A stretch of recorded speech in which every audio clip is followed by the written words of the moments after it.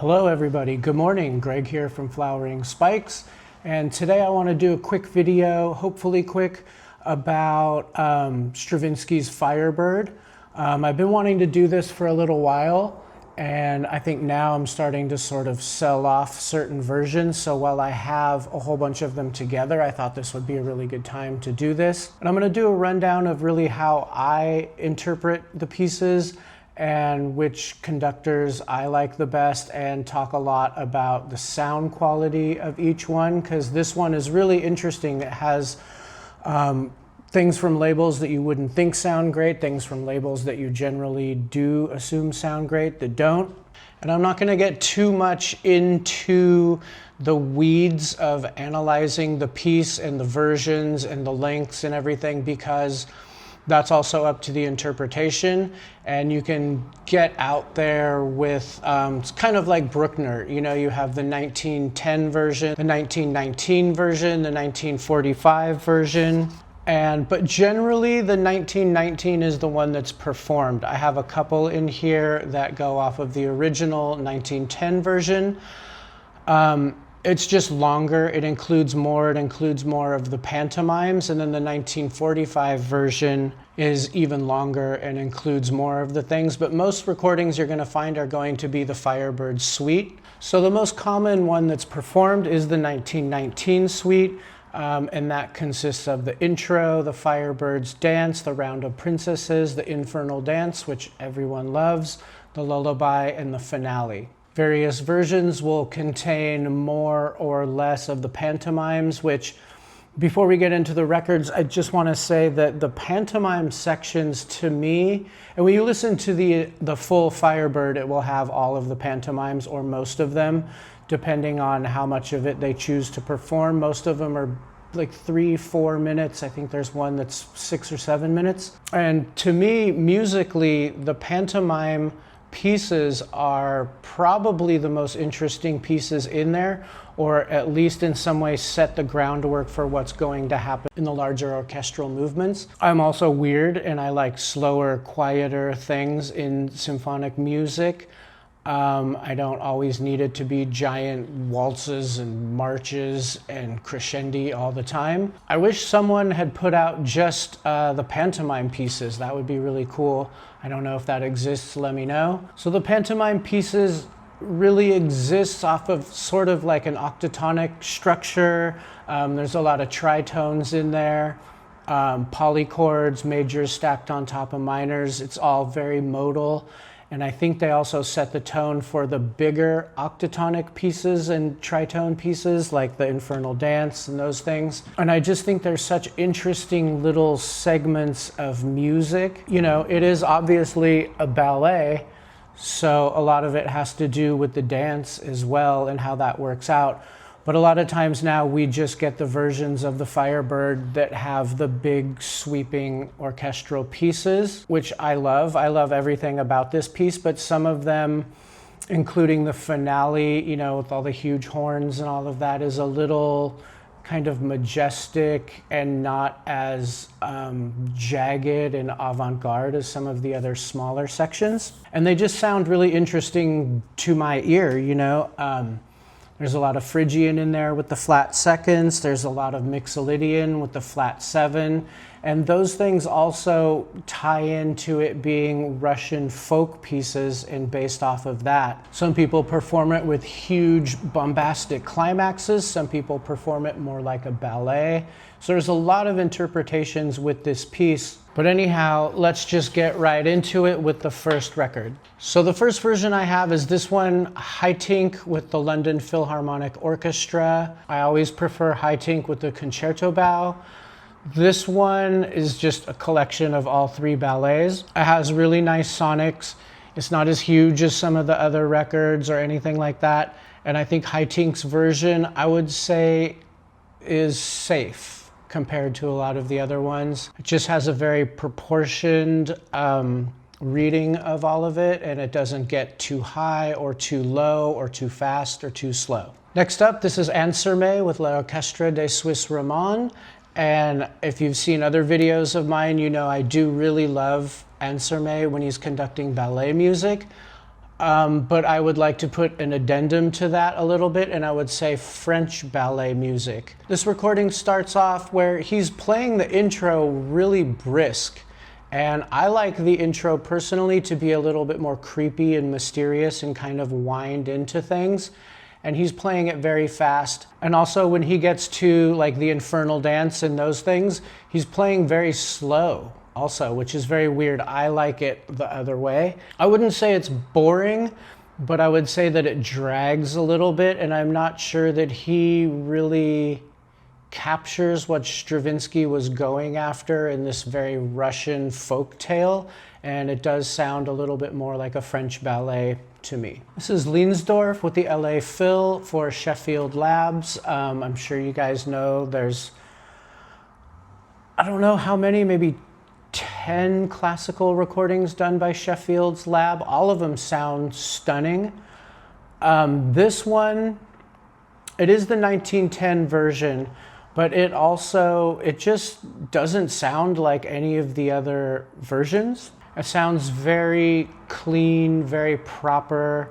The recording itself is beautiful sounding, but definitely not my favorite interpretation of this piece. This is Robert Shaw with the Atlanta City Orchestra. This, of course, longtime audiophile, classic demo disc. And that's where I kind of leave this one.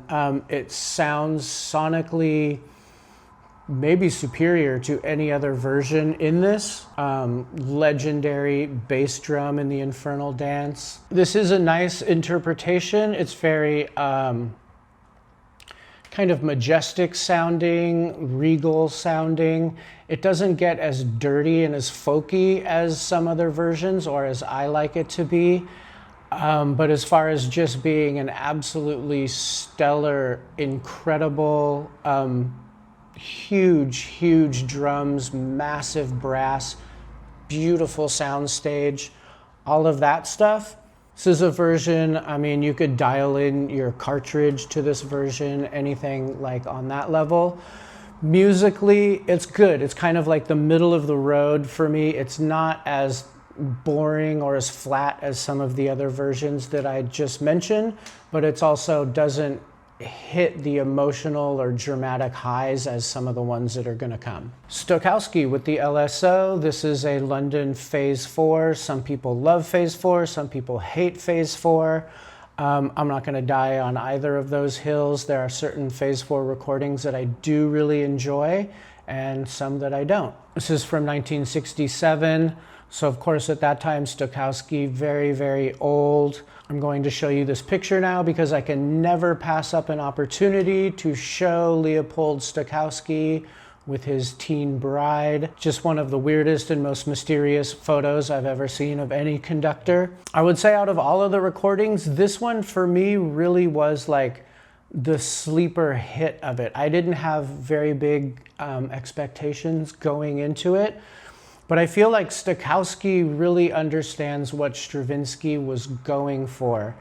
And this has like an aggressiveness, a kind of violence to it, which I really like and I think is needed in those sections. It's also probably the most emotionally romantic, lush version of it also. And in a lot of the folk sections, it does have this really nice kind of witchy, mystical, mysterious vibe to it, which I really like. I would highly recommend this record. And this one, you know, costs $6. So you can find it anywhere, readily available in America. Check it out. This is Monteux with the Paris Conservatoire. Most people are more familiar probably with the Monteux Boston version.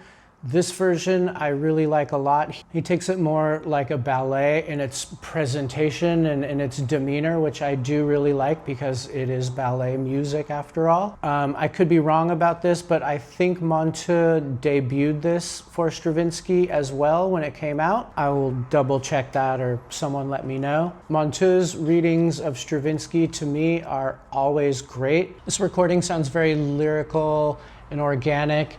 It's full. The woodwinds sound really nice on this. The horns are really great and balanced. It doesn't hit the deep lows or the really wide soundstage like some of the other audiophile versions.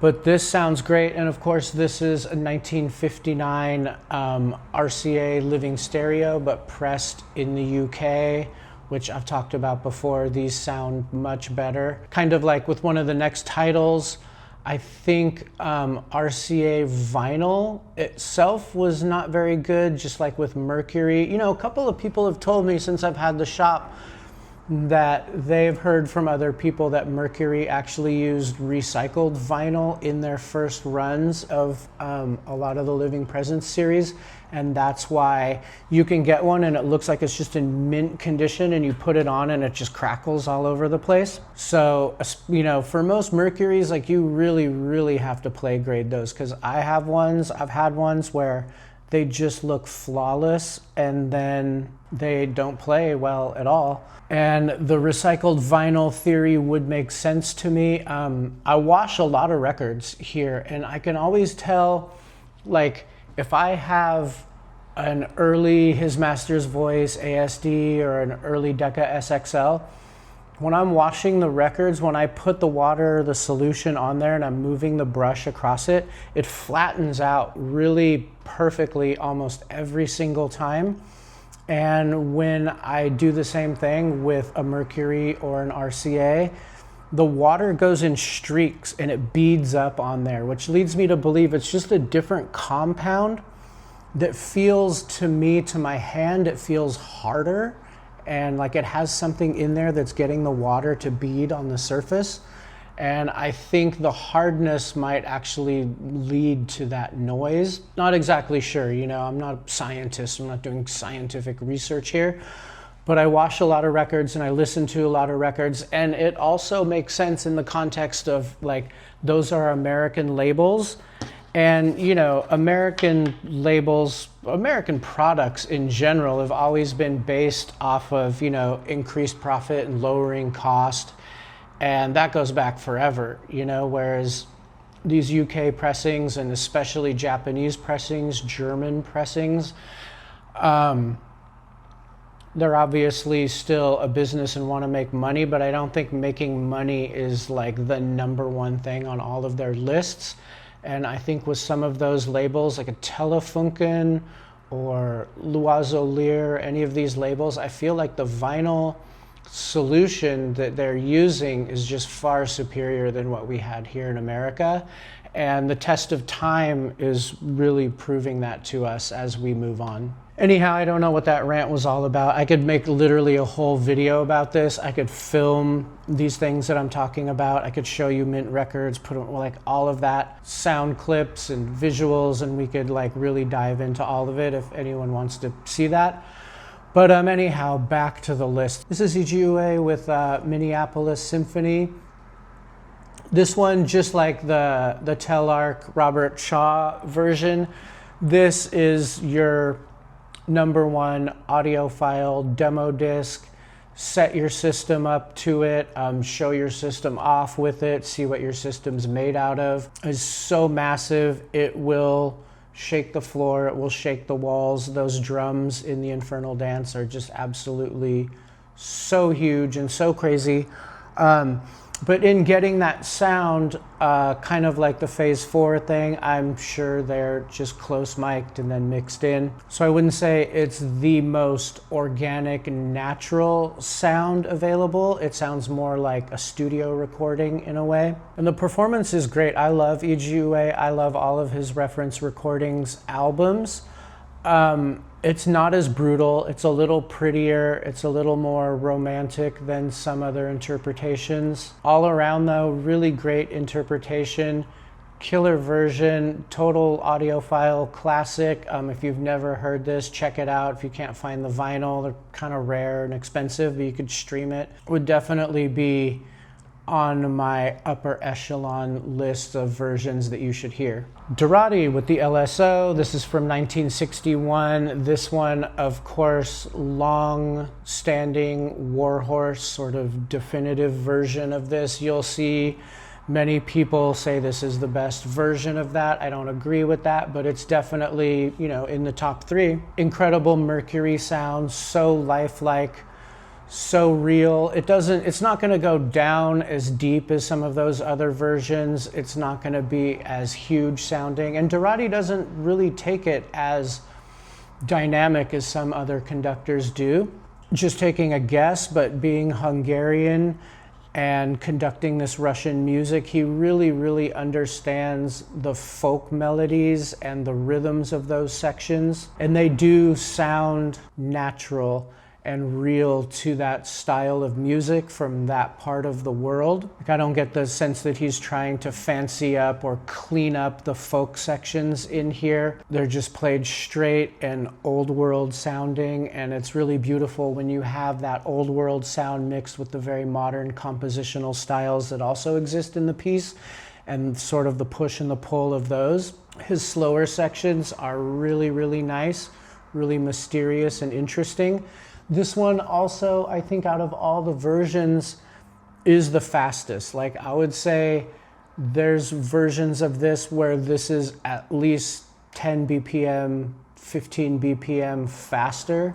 This is really sharp, really precise, really menacing and stabbing in those sections, and all around really, really beautiful version of this. I listen to this quite often, actually, in the shop. And I had the Classic Records version, which sounded, I think, not as good as this original to my ears. But I think Classic also did the 4-disc single-sided. I'm not sure. I've never owned one, but it would be really killer to hear that. All right, from 1962 on Columbia. This is Stravinsky Conducts Stravinsky. I've heard other people not like this or shit on this one a little bit and say, well, he was really old or whatever. But, you know, okay, look, it's his piece. He can interpret it however he wants to interpret it at whatever stage of his life. You know, I saw Sonic Youth in 1989. I saw Sonic Youth in 2015. And they were completely different performances, different interpretations of the same songs.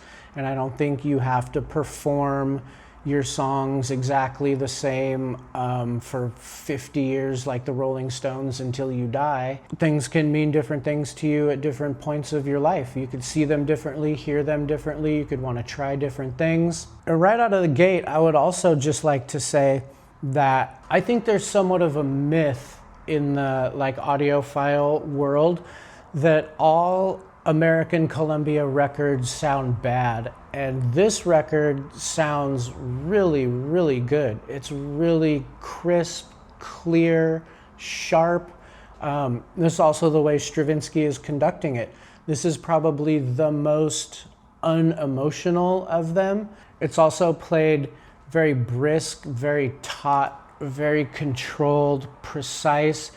It has all of the avant-garde leanings into it. One thing I will say about this version is a lot of the woodwinds, the flutes, those instruments, you can really hear them. They're really pronounced, and the tonal quality of the whole recording seems a little more flat to me, where some of the audiophile ones do feel like they have a little bit of that EQ curve going on to give it the crispy highs and the bass, and this is just very flat, natural sounding. The percussion on here is also massive. You know, it's not super subsonic, shake your walls massive, but it's a beautiful sounding drum. The strings just sound so crisp and alive and woody. And I just really like the interpretation also. I think it's more interesting than some of the other slower, more romantic, sentimental versions. I like this one for its clinical nature. I like the tempo. And surprisingly, I like the sonics of it. And, you know, recently I had a collection come in where there were some records in it that I wanted. And then there was about 50 American Columbias, you know, Zell, Isaac Stern, Romande with Philly, all of these recordings. And, you know, I'd sort of just written off that label as not really mattering, which kind of sucks for Isaac Stern and, you know, those other guys in orchestras who are under contract with them that no one listens to their music anymore. And so I cleaned up a few of them and listened to them. And I found, going back after having not listened to them for so long and putting them on, that there was a good amount of them that were sonically really, really great.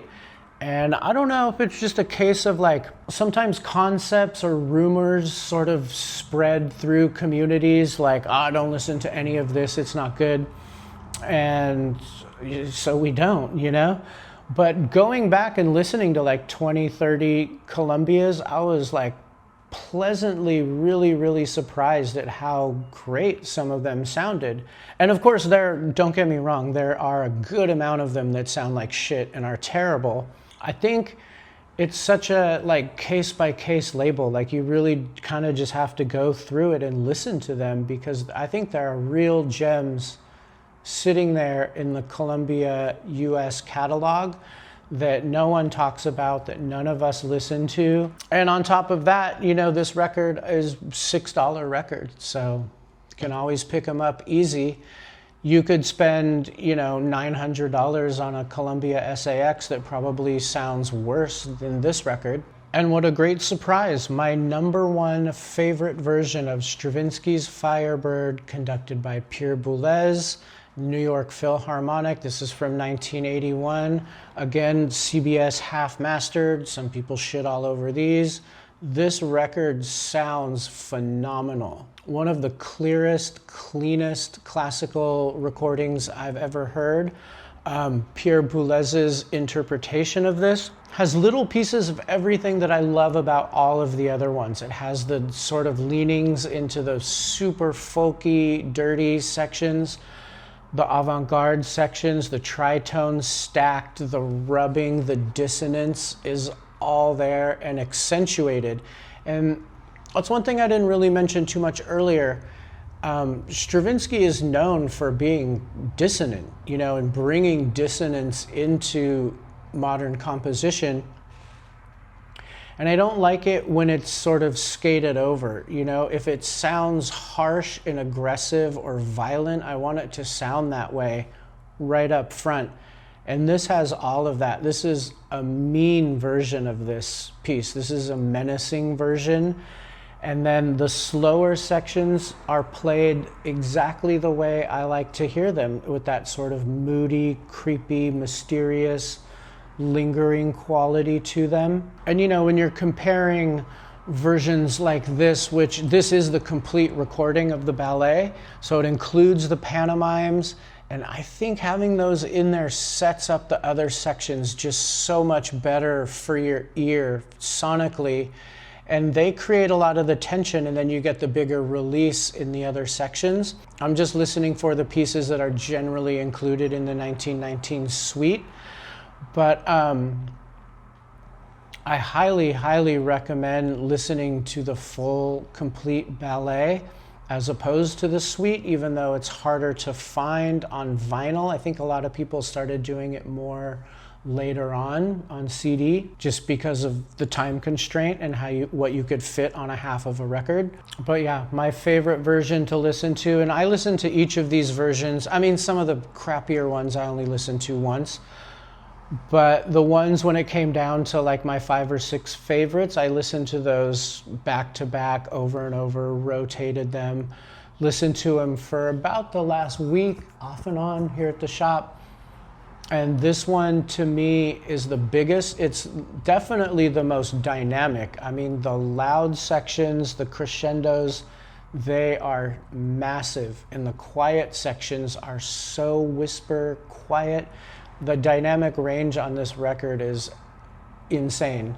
You know, also just my favorite interpretation. I also really like Pierre Boulez, and we miss a lot of his records too because he recorded for CBS, for Columbia. And so, you know, there's my 2 cents on the matter.